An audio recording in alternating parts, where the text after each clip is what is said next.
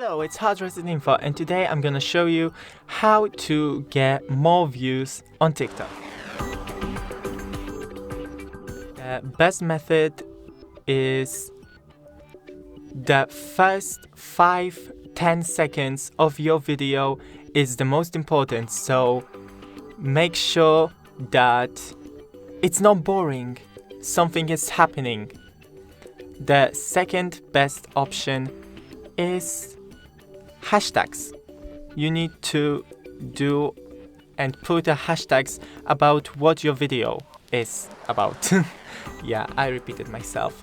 So yes, the next is posting regularly. So once in 2 days, maybe even every day, but not once in a month, because the algorithm won't get you on your For You page. That's it. Don't forget to leave a like and see you in the next one.